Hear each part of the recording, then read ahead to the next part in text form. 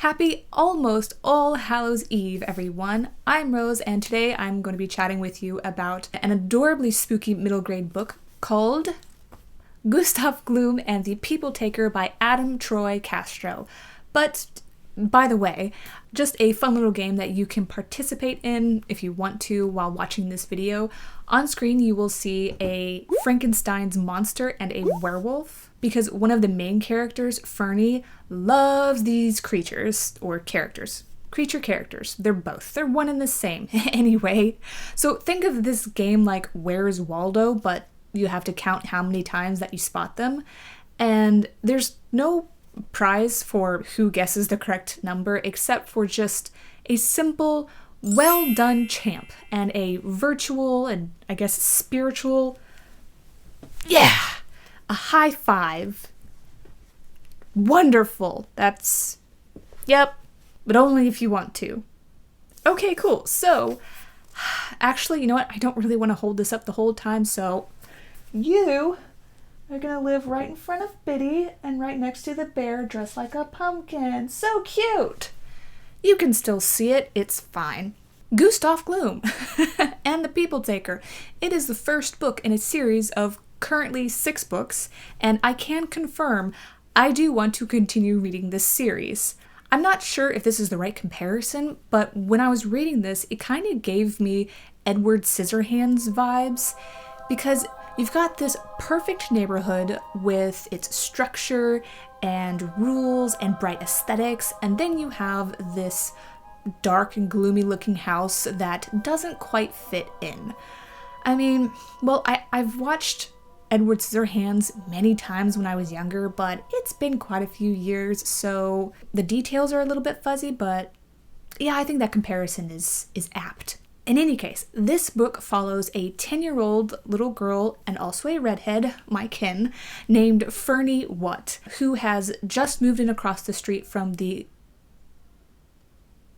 Sorry, there were people yelling outside. I hope y'all are okay. They're probably just enthusiastic about something. It's all good. So Fernie and her dad and her sister, they have moved in across the street from the dreary-looking Gloom mansion. Her sister, by the way, is also a redhead, and fun fact, I too have an older sister that is a redhead. We learn that Fernie and her big sister Pearlie, they are big fans of spooky and scary things, so you can just imagine the instant intrigue that they have of the Gustav mansion.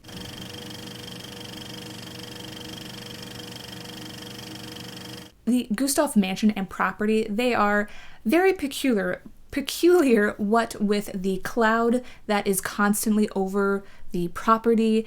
Everything seems to be black or in shades of gray, and there seems to be a near persistent mist just blanketing the yard. And the only, shall we say, human resident that seems to live there is 10-year-old Gustav Gloom, who, while he has impeccable taste in clothing, he is just the saddest looking boy you ever did see. One night, the Watts family cat Harrington, he gets out of the house and runs across the street and runs into the Gloom mansion.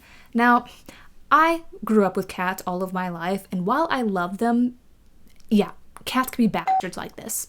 But anyway, Fernie, of course, goes off, chases after Harrington, and goes into the Gloom mansion, where she consequently finds herself on a strange and sometimes dangerous adventure, but with the aid of Gustav Gloom. We learn who the People Taker is, and that this person is part of a much larger scheme or agenda. I would definitely consider this book to have supernatural elements to it, and perhaps elements that you either have not seen before or maybe have not thought of before. I can see how and why Adam Troy Castro has made this into a series, because he's definitely set up a bigger world, or the hint of it, within this book. Our main characters and duo within this book is Fernie, who is curious, and she has just that stubbornness that is definitely found in kids, but thankfully she has the capacity to be flexible and just go with the flow of things when necessary.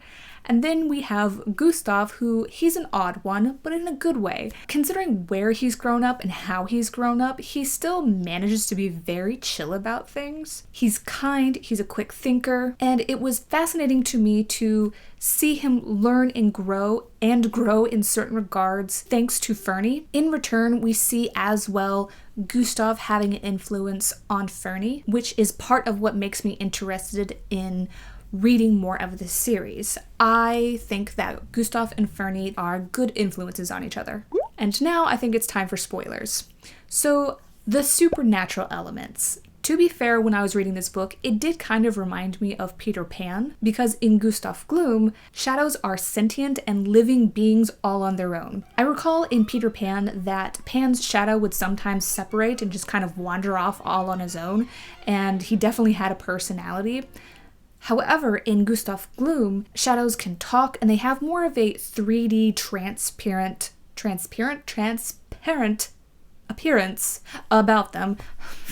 Rather than just a flat silhouette. The shadows as well, they can physically touch things, which that's a little bit unnerving because that means that they can also harm people and objects.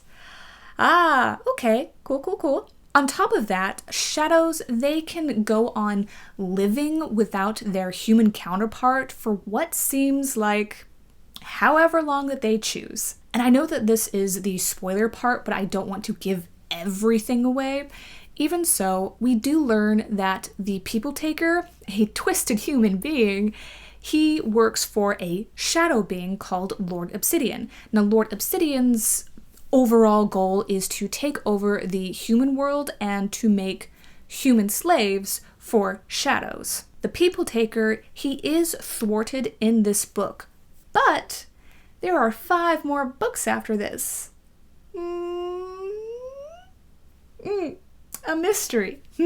So a big character arc for Gustav Gloom, who he has essentially been passive when it comes to the People Taker snatching humans out of the human world and bringing them into a shadow world. Gustav he's finally found a solid reason to...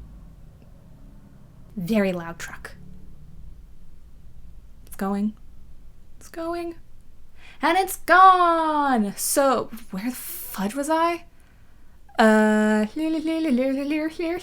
right. So Gustav, he's found a solid reason to become more active, and that is Fernie. See, the People Taker has actually been living within the Gustav mansion, because think of the mansion as an infinite space, and that will make a lot more sense when and if you read the book. And it's just something that I found fun and fascinating about the book.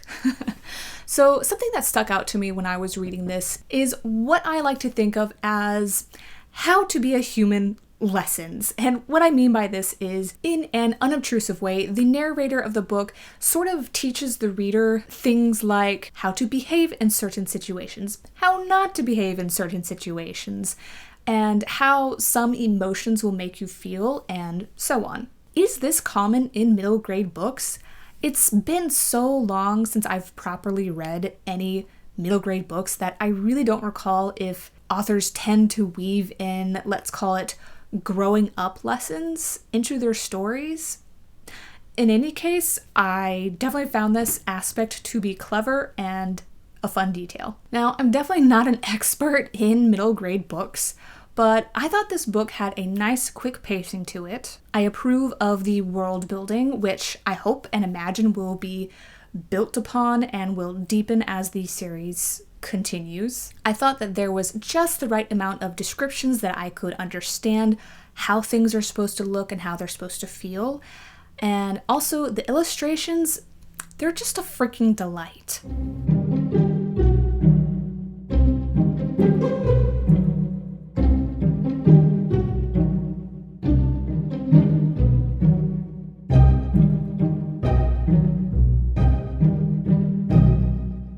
So, in summary, I definitely enjoyed this book, and I think whether you are a kid or an adult like me, what was that?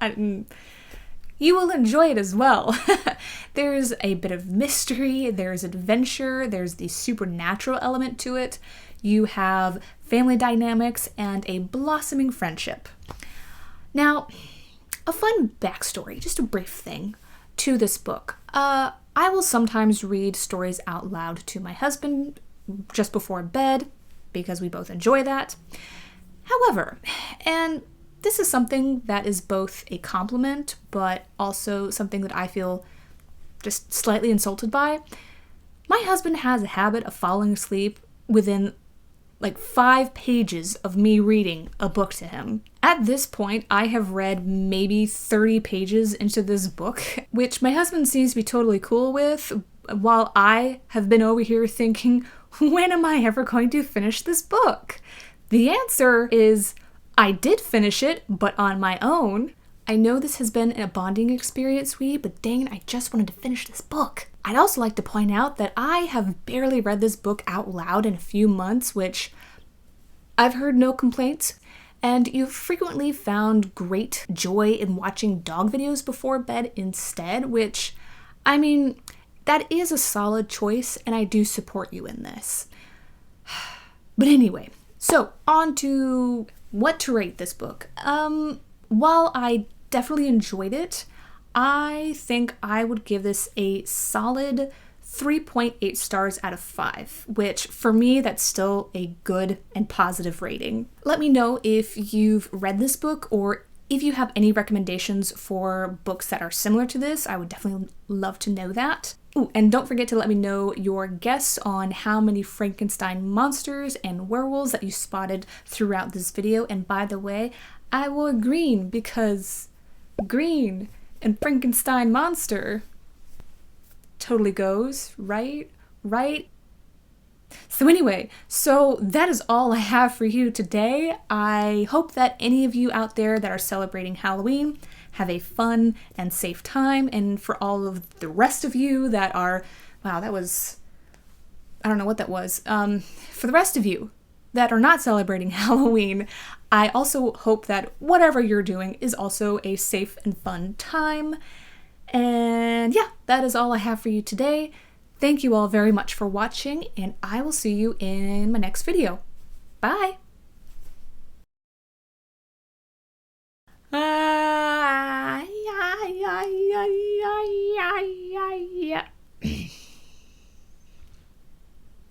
Just getting the gibblies out, okay? Stop judging me!